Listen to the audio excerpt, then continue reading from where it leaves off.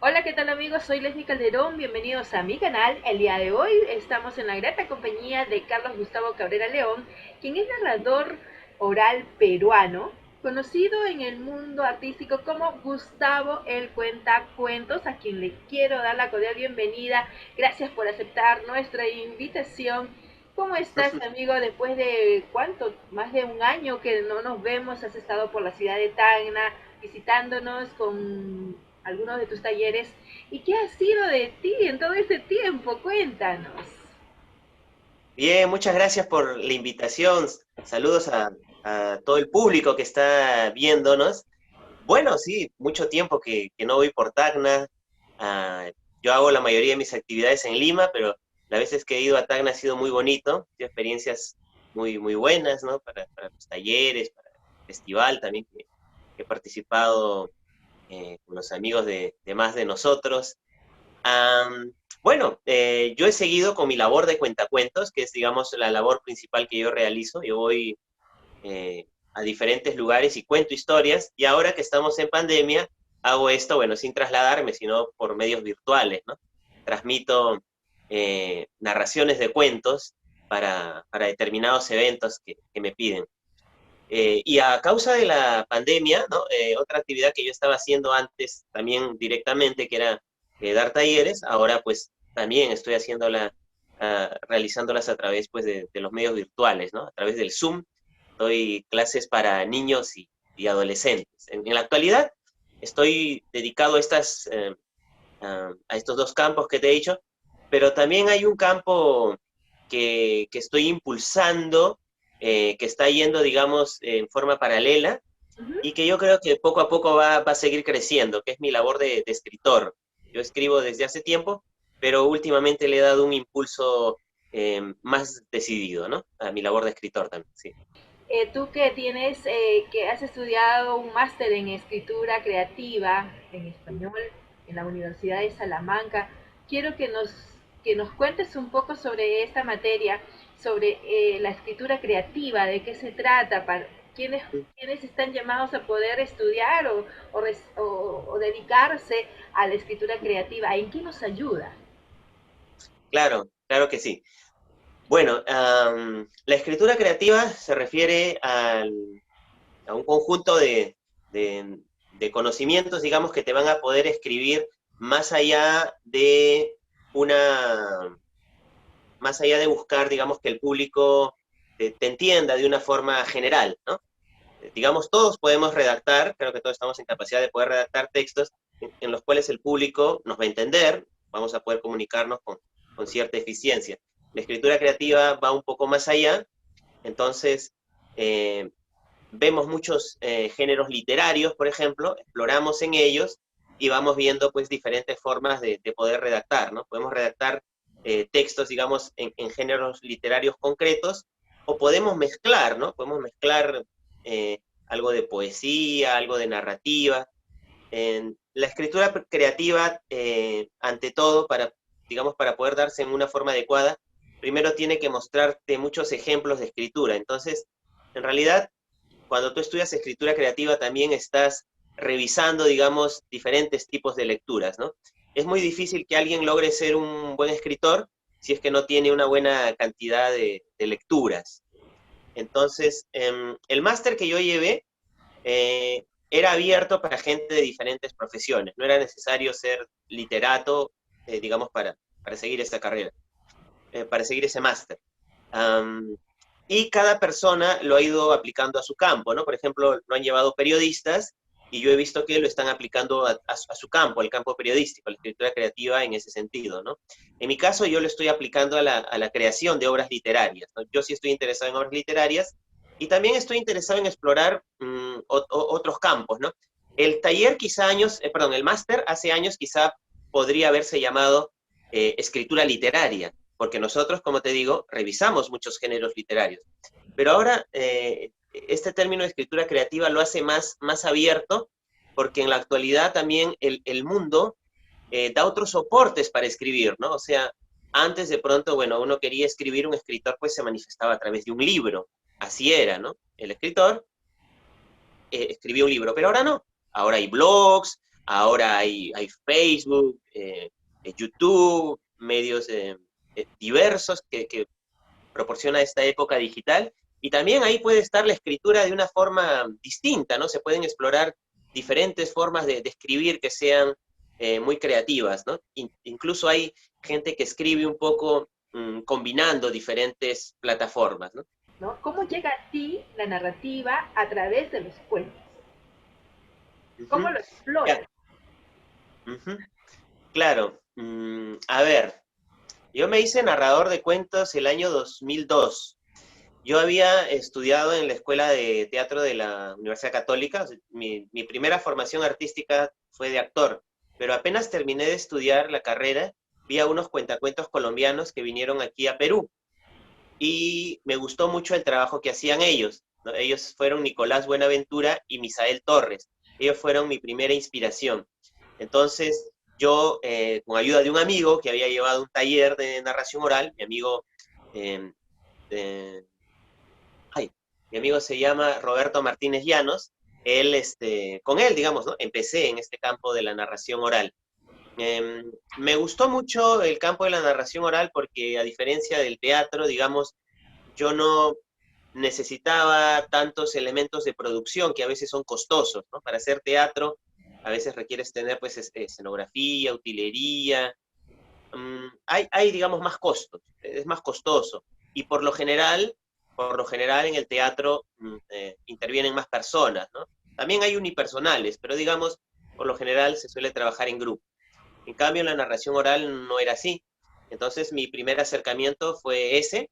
Al principio cometí algunos errores, poco a poco fui corrigiendo. El principal error que yo cometí en mis inicios fue creer que hacer narración oral era hacer un monólogo teatral. Entonces yo me apoyaba demasiado en técnicas de teatro y la narración oral no fluía del todo bien.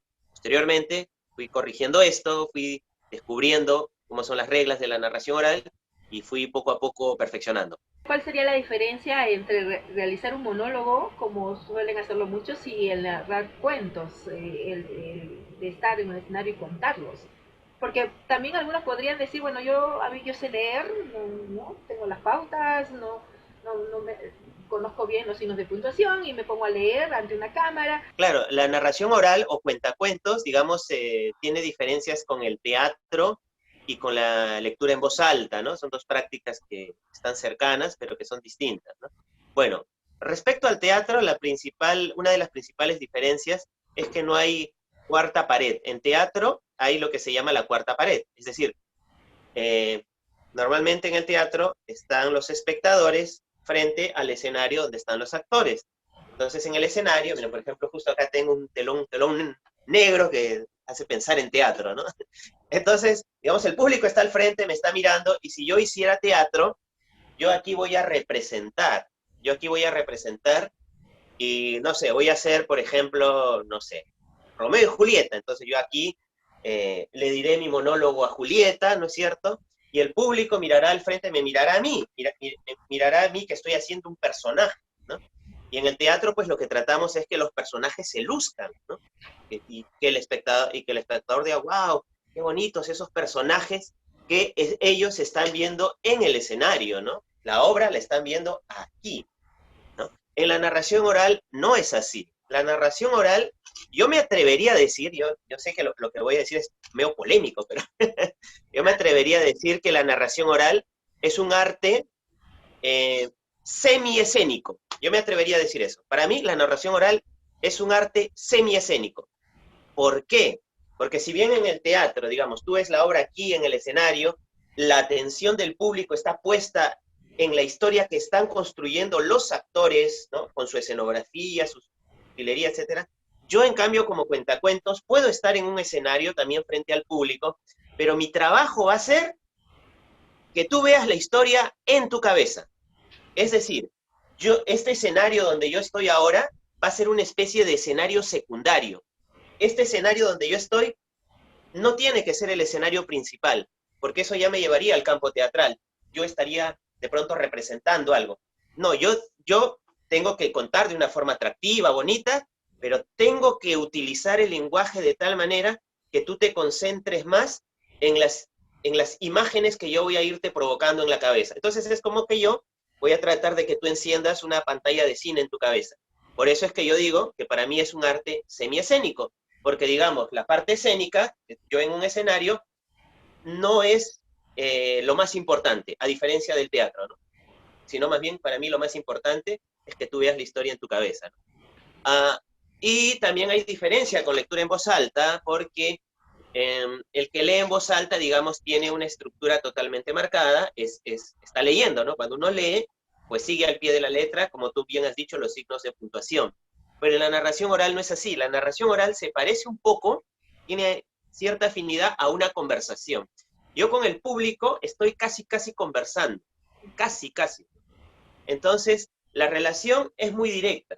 Entonces, los narradores orales, más que aprendernos historias de memoria, nos aprendemos películas de las historias que leemos. Yo leo una historia y en mi cabeza me armo una película, pero no cualquier película, tiene que ser una película que me impacte, porque si la película que yo veo en mi cabeza no me impacta, tampoco voy a impactar al público, pues voy a hacer algo aburrido, ¿no? Algo que, bueno, ahí más o menos ese cuenta. La idea es que esa historia que yo estoy viendo en mi cabeza me impacte y yo la cuente. No es como cuando vamos al cine, vemos una película que nos ha encantado y le contamos a un amigo, más o menos así es la sensación que uno tiene cuando está contando un cuento. Y entonces, ¿qué pasa? Vamos a suponer que yo pensaba contarle a adultos, pero en el público hay niños. Ah, bueno, como soy cuentacuentos, como soy narrador oral, no hay problema, adapto mis palabras, ¿no? Uso palabras más sencillas para los niños, ¿no?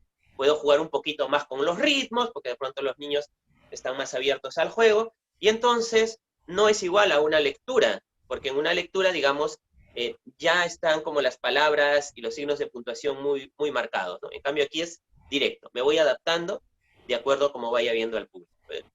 Por ahí se... Vamos a tomar esta parte, ¿no? De tu trabajo como escritor porque precisamente esto nos llama para hablar un poco sobre este libro que has escrito, ¿no? Recientemente, que estás publicando de manera virtual y el que nos cuenta una historia que nos enternece a todos porque todos los que aman los animales, a todos los que tienen como ven a una mascotita como un hermanito menor, ¿no? Llegan a quererlos tanto que en el momento de su partida nos produce tanto dolor, ¿no? Y precisamente se trata de tu perrito de nombre en blanco, de quien has realizado un libro, o sea, una historia, ¿no? Y quiero que nos cuentes un poco sobre Blanco y cómo es que te motiva a ti a realizar este libro. Claro que sí. A ver, yo he tenido este gusto por la escritura desde hace años atrás y siempre la he estado realizando, pero en forma espaciada, ¿no? No había, digamos, una constancia en mí. Por ejemplo, yo hace muchos años atrás escribí un par de obras teatrales y llegué a estrenarlas.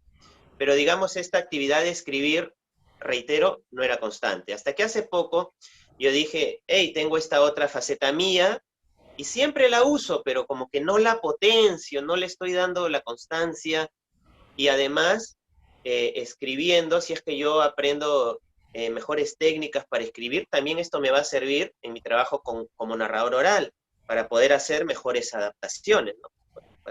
Entonces dije, bestial, voy a estudiar una, una maestría, un máster en escritura creativa. Y estudié el máster de escritura creativa en español de la Universidad de Salamanca. Fue un programa online. Fue muy curioso porque fueron casi 2 años de estudios.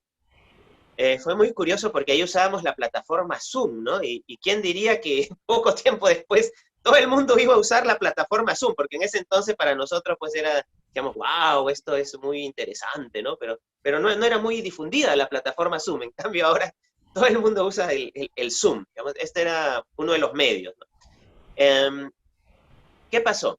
Nosotros entonces estudiamos diferentes géneros, como dije, y al final teníamos que presentar nuestro trabajo final, una obra en la cual reflejemos que habíamos aprendido pues en el máster.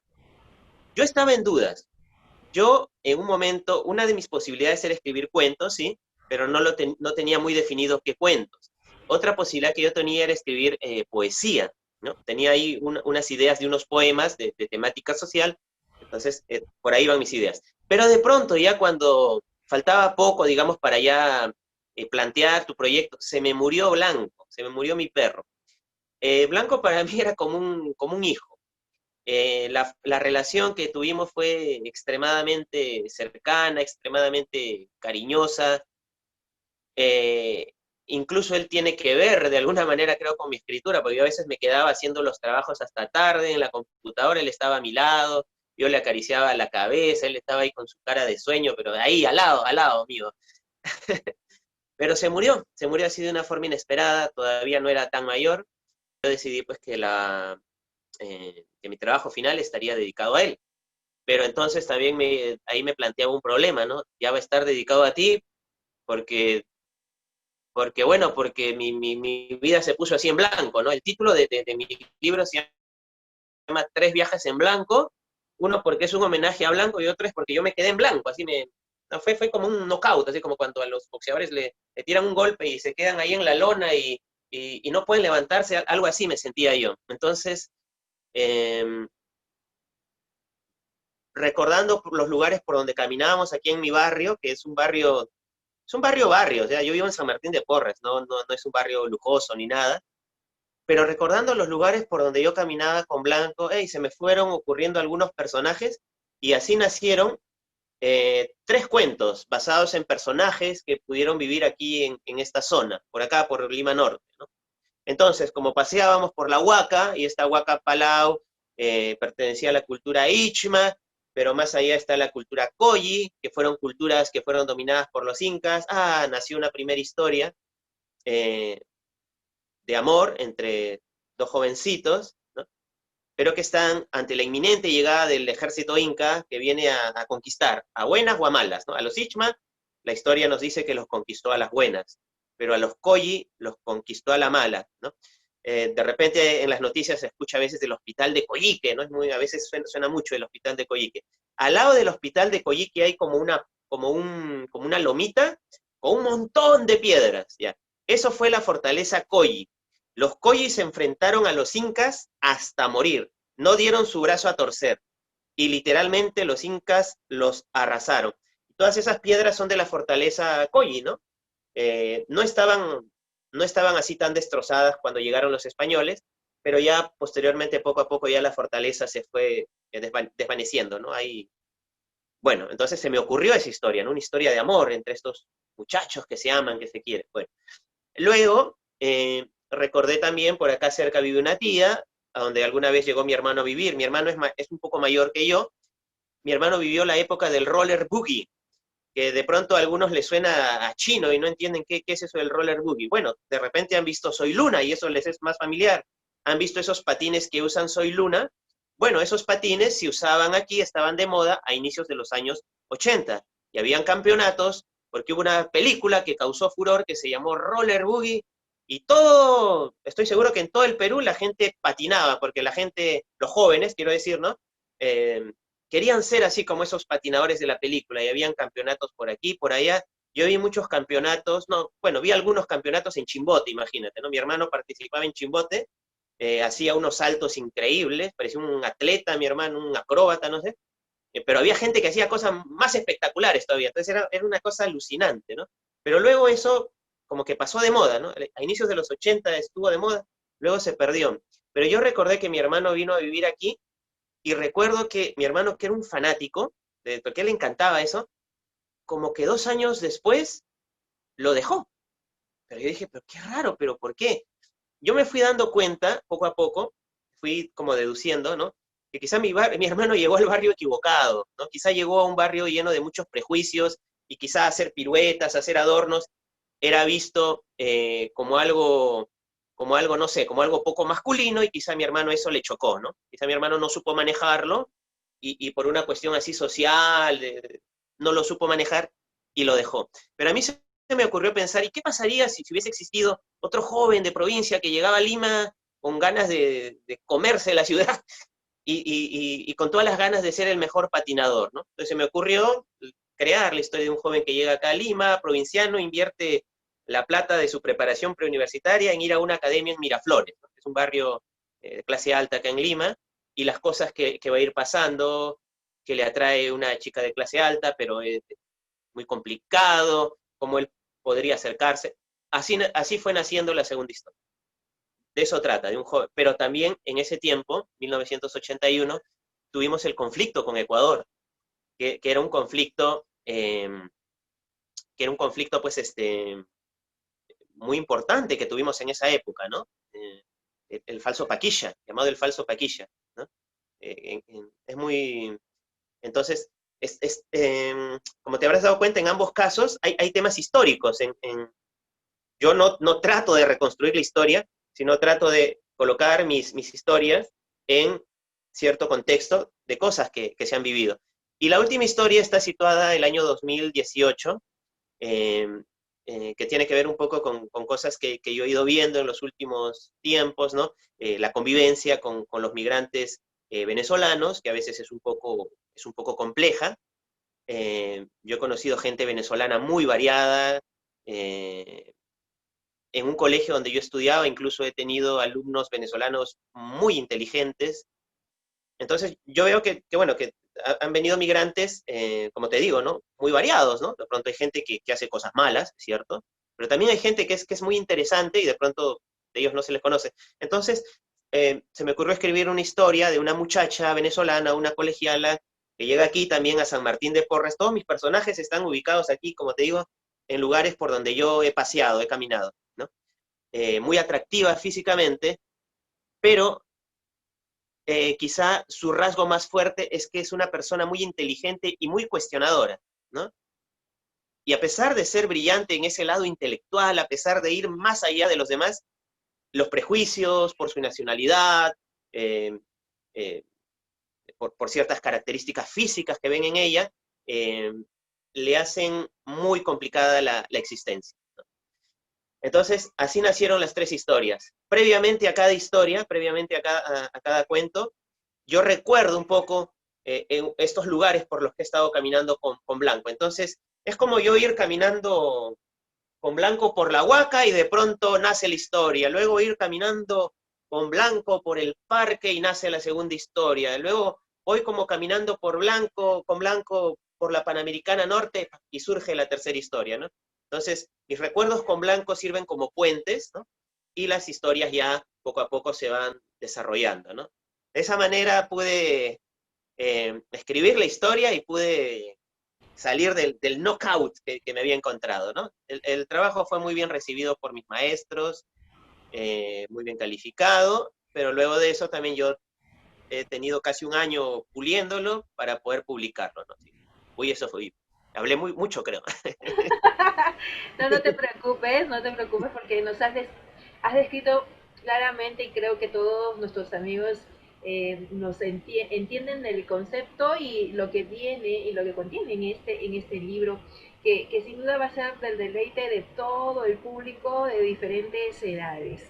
Pero ahora lo más importante también, una de las cosas más importantes es cómo podemos acceder al libro, porque dada la coyuntura, hay lugares en los cuales todavía el libro en físico no puede llegar porque estamos Claro, en cuarentena, hay restricciones, ¿no? En cuanto al tema de acceso, por ejemplo, para Tacna, ¿no? En otras regiones más.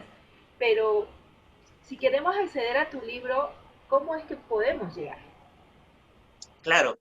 Mi libro se encuentra actualmente en versión de libro digital. Esta, eh, esta versión, digamos, en digital, yo creo que va a ser muy accesible a todos, ¿no? Muy accesible, porque lo pueden descargar en su tablet, en su celular, o lo pueden descargar en la computadora. Está en Amazon, ¿no? Que es una librería gigante, ¿no? Tiene un poco de todo. Eh, y además está a un precio totalmente accesible, ¿no? Les voy a mostrar, esta es uy, de repente sale al revés, no sé, pero ahí está en mi tablet, ¿no? Esa es la carátula, perdón, la portada, creada por Patricia Medrano. Ahí pueden ver a la silueta de Blanco en, en una estructura que puede ser la Huaca, tal vez. Ahí está, ese es Curioso. la ilustración, sí, ¿no? Si es que pudieras contarnos un fragmento pequeñito, así como para dejarles la miel a nuestro público y para que puedan acceder también a comprar el libro. A ver qué es lo que tiene. A ver, ¿qué tal? Sí, a ver, un ratito, un ratito. Eh, de repente puedo, de repente puedo leerles una parte del comienzo del libro, tal vez. Ah, perfecto, vamos. Ya, bueno, les voy a leer una parte del inicio ya de Tres viajes en blanco, porque me había olvidado, mi libro ha sido prologado por mi maestra de la Universidad de Salamanca, y es Celia Corral Cañas. Ella es una escritora, digamos, que ha ganado premios y es profesora del máster, y accedió a prologarme el libro, y luego del prólogo ya empieza pues la obra, ¿no? Entonces le voy a leer un fragmento a ver, para que, bueno, se lleven una idea de cómo de cómo son estos tres viajes en blanco. Y dice así: escribo para recuperar colores. Blanco, mi perro, mi compañero, mi hijo, se fue de este mundo un jueves 6 de septiembre de 2018. Más de 7 años y medio tenía mi niño. Poseía abundante pelaje, medio crema, medio blanco, medio ondulado. Su lugar preferido era el parque detrás de mi casa, ese parque que nunca ha sido bonito, pero que ahora tiene cierta gracia. Arreglaron las veredas, remodelaron la pequeña explanada central, sembraron césped, quitaron la mala hierba. A Blanco a veces le decíamos Blampi, o Blanquito, o Blampito. Cuando le mostraba su correa y su pechera, él saltaba, me golpeaba las costillas con sus patas delanteras, corría a mi lado haciendo un círculo pequeñito. Salíamos rumbo al parque. Él parecía un caballo de carreras, un poseído. Me costaba seguir su ritmo. Llegábamos y le dejaba libre unos minutos. A él le gustaba ir a una esquina del fondo. Corría, olía, giraba y cagaba. Yo me ponía a limpiar usando un método en 3 tiempos. Primero, echaba una capa de tierra e iba tras Blanco, procurando que no se acercase a esa zona del parque que cuida un vecino canoso con cara de molesto. A veces caminábamos cerca a la Huaca Palau, un conjunto de ruinas prehispánicas descuidadas que sobreviven en un cerro enanito. Luego volvíamos al parque, a la esquina manchada. Yo echaba otra capa de tierra y caminaba cerca de mi pelucón, quien solía comer un poco de grama o se echaba patas arriba y se frotaba la espalda muy contento. Por último, yo sacaba una bolsa y recogía el excremento. Y a veces, cuando estábamos volviendo a casita, él se detenía y yo tenía que usar nuevamente mi método en 3 tiempos. Blanco, no te avergüences de estas confesiones. Yo nunca te dejaré de amar. Quizá desde otra dimensión, hoy tú me observarás. Blanco, ¿escuchas? ¿Puedes correr? Corre, mi hijo, corre, mi niño, corre travieso allá donde estás. Ven un ratito, ven aquícito, ven con papá. Frente al árbol torcido, mis risas enterraste. Donde comías grama, tal vez hoy flotarás. Ládrame con cariño, ládrame desde allá. Hoy cuento con mi niño, un cuento viene ya. Hace muchos, muchos años, por donde hoy está el parque detrás de mi casa, o tal vez por la Huaca Palau, o quizá un poco más allá, ella observaba una mariposa amarilla que acababa de posarse en una mazorca de maíz. No existían las casas de hoy ni la Panamericana Norte. La gente no se ponía jeans, tampoco camisas. La gente usaba prendas que parecían túnicas de manga corta y caminaba con sandalias. Muy bien, hasta ahí creo ese es suficiente. Les he contado como la introducción y como la primera parte del cuento. El primer cuento ya está empezando, ¿no? El cuento en la huaca, el cuento de la muchacha, ¿no? Que, que bueno, que se va a encontrar con este guerrero también jovencito, inexperto, pero que está dispuesto a luchar contra los incas, ¿no? Entonces les he contado eso, el puente, ¿no? La primera parte, y el inicio, las primeras frases del primer cuento. Bueno, eso fue. Entonces, para todos nuestros amigos, ya saben que pueden ingresar a las redes sociales, está como Gustavo el escritor, y puedan también consultar cómo pueden adquirir el libro más adelante, ¿no? Cuando ya esté en físico y aprovechar en esta oportunidad de poder ingresar a Amazon y hacer la compra también adquirirlo a través de esta plataforma porque muchos ya están optando por este medio, pero si bien es cierto hay muchos amantes del libro que les encanta tener el libro en físico y de poderlo disfrutar. A algunos les encanta el olor a nuevo de los Sí, colores. sí, sí, No, sí, pero es cierto. Algunos, sí, pues algunos tiene una magia, ¿no? El libro físico. Ahora, también el digital también tiene como sus características, ¿no? Interesantes. Por ejemplo, en el libro digital tú puedes subrayar sin miedo, subrayas y quitas subrayado porque te da esa función, te da la función de consultar palabras inmediatamente en el diccionario, o de subrayar una parte y ¡pac! Poner un botón y compartirlo en tus redes sociales, ¿no? El libro en digital está muy económico. En estos días está a $3. Aproveche porque luego puede subir. Está a $3, creo que es un precio totalmente accesible, ¿no? Creo que $3 no es un monto elevado, tres dólares no hay al recargo, no hay acceso. recargo por por usar esta plataforma porque en algunas, no como las entidades bancarias que te cobran, te cobran un adicional por la transacción. No, no, no. Ya lo han comprado, entonces, sí, yo consulté esos justamente, ¿no? Oye, ¿no te cobraron nada más? No, $3 exactos. Ah, ya. Entonces, eso es, ¿no? Entonces es un monto económico y es muy simple. Tú entras a amazon.com, ¿no? www.amazon.com y ahí pones el título de mi libro. 3 viajes en blanco y ahí va a aparecer la carátula que te he dado y le das clic poder leer en su tablet, en su celular, en cualquier lugar. Así Bueno, sí. es.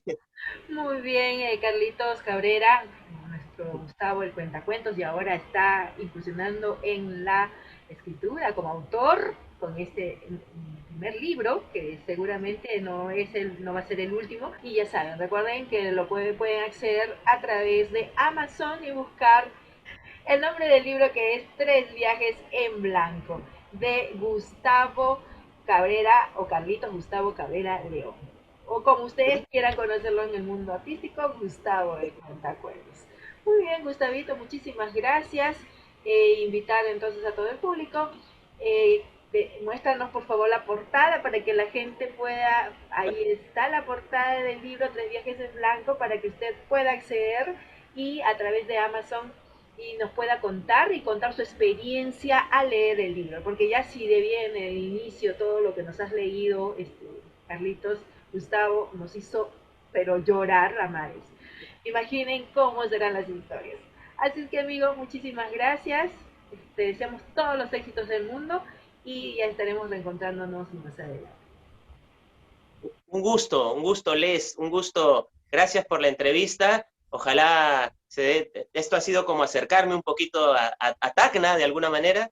Y bueno, encantado para cualquier otra ocasión. Un abrazo para ti, un abrazo para todo tu público.